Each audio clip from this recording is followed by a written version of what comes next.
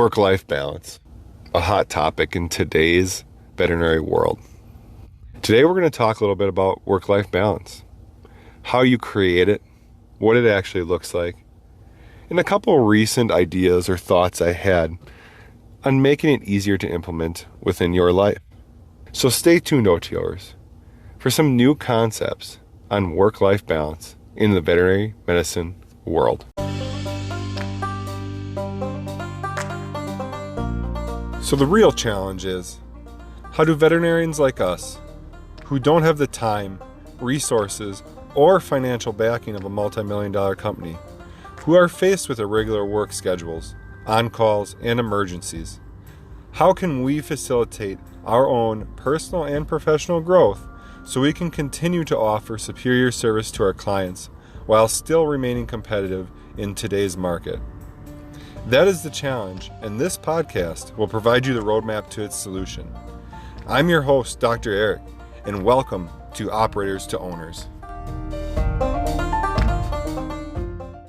Welcome back, OTOers. Today's session is about work-life balance, and specifically the issue of how do we balance our lives? And does work-life balance truly exist? What I want to address today is that internal conflict that you guys are feeling. That conflict that says that you're not doing enough in a specific area. That conflict that says you need to put more time into yourself, into your family, into your marriage or your relationships, or into your business even. That conflict that is taxing your mental health and causing you to feel burned out in your career. Now, the first thing I want you guys to realize about work-life balance, and this is a lesson that I taught to my mastermind participants, is that work-life balance doesn't exist. We can break it down into its core components. In a day, there's 24 hours. We're going to sleep around 6, so that leaves us 16 hours. Most vets are going to work around 10 hours a day, so that leaves us 6 hours of time for ourselves, our family, our relationships. That means that it is physically impossible for us to create a time balance within this metric. There's only 6 hours versus 10 hours versus 8 hours. So it's physically impossible to create work-life balance. So we need to begin to stop chasing it and instead look deeper at what is truly important to us and the quality of time that we put into this time. By investing higher quality time, we can create better work-life balance. By beginning to understand that there is no such thing, we can improve our mental health and our overall well-being by stopping the chase to achieve something that's physically impossible. Now, a concept that I prefer my participants and my coaching clients to use is the concept of life seasons. Now, life seasons are my twist on work-life balance. And what I mean by life seasons is that at different points in our lives, we're going to be able to concentrate at different levels in different areas. For example, maybe we have a slower time of the year at our veterinary clinic. Or maybe there's a time of the year where we have a little bit more time to invest into our profession. Maybe our family's at school, so we have extended days and the ability to work in the afternoons. Or maybe there's a time of the year where you're able to get away and take care of yourself a little bit better, such as being able to walk outside or exercise during summer versus winter. I live in Wisconsin, so you got to keep that in mind. But what we need to understand is these seasons occur, and they can occur at a level even down to a day or a week or a month. And sometimes we need to invest more heavily in different areas.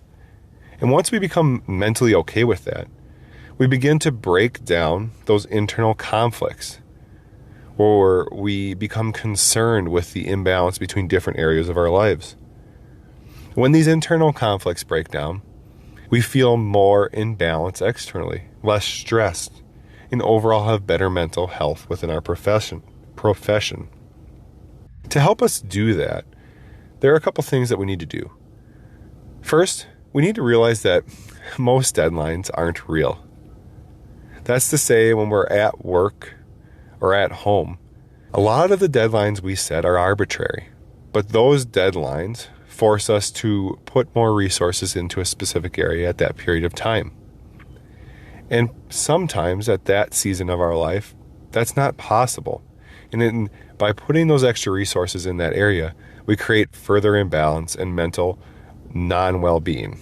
Once we realize that deadlines can be shifted and adjusted to the season of life that we're in, we can create some flexibility, again, reducing that internal conflict. Another interesting concept that you can apply to this season of life is a concept that I heard on a recent YouTube video I watched. And the speaker in this video talked about how our lives are like balls, and we are the juggler of these balls. And what he said is that we kind of have a ball of, family and relationships and ourselves and our profession, and we're juggling all of these. And to make them jump into the air requires a small amount of energy, right? We have to apply some energy to these balls to make them go up. And what he was saying is that over time, we're going to run out of energy to keep tossing these balls, and eventually one's going to fall. We're going to miss a toss or a juggle. And the author, the speaker in this example, said what we have to realize is sometimes we have to prioritize the ball that we're going to drop. Again, the season of life we're currently in. What he wanted us to understand is that some of the balls we juggle, our families, ourselves, are fragile. And dropping those balls can cause irreparable harm in the long term. Versus things like our career or maybe our relationships. If we were to drop those are a little bit more flexible and able to withstand those changes.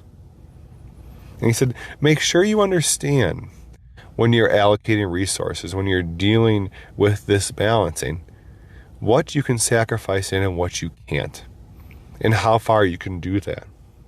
And that kind of goes into the third point I want to talk to you guys about, is that how far do you need to go? What is enough?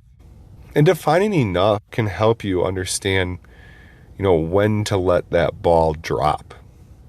Now, this is a concept that many of us, authors, speakers, myself included, kind of struggle with. There are very few books out there about what is enough.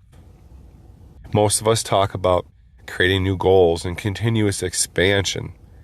But at some point, we have to become satiated. Easy for me to say. Because if we're not, we risk continually pulling those resources into a specific area, overemphasizing that area, causing imbalance, and causing us to drop balls again that might not be as resilient. So this is a concept I've been toying with lately in terms of my work-life balance, is that what is enough? When is operators owners big enough? When has it made a big enough impact? When has my veterinary clinic grown enough, or have I grown a service enough? When is enough time with my family? When have I worked out enough? I began to picture, what the end game for these things are. What do I want to maintain in the long term? And what I've noticed is that as I began to define these, even just roughly at this point, it's helped me understand how I can create this work-life balance, this balance within my own life through the different seasons, and understand the absolute minimum that each area needs to be applied to, or the minimum that I'm willing to go to, and then the maximum that I want to go to. How many hours should I devote to this versus this versus this? And the concept of enough has really started to kind of grow on me. And I think it's probably a concept that I will continue to teach into the future when we're talking about personal or professional development. But I also think that you can't apply it immediately, because you have to understand how far you could go to start with. And once you start to understand how far you could go, then you can begin to critically evaluate when is enough. Hopefully, those 3 tips, deadlines aren't real, that some areas of your life are more resilient to others, and that understanding what is enough can all help you find that work-life balance, even though work-life balance doesn't exist, depending on the season of your life. They can help you resolve that internal conflict over you making something feel more important than something else. And hopefully it can help you rest a little bit easier at night, improving, your mental well-being, your overall mental health, and reduce your dissatisfaction or burnout with the career. I'd like to thank you guys again for joining me here on Thoughts from the Truck. And again, I'll be back in 2 weeks. We can talk a little bit more about professional development. Thanks, OTRs. Carry on.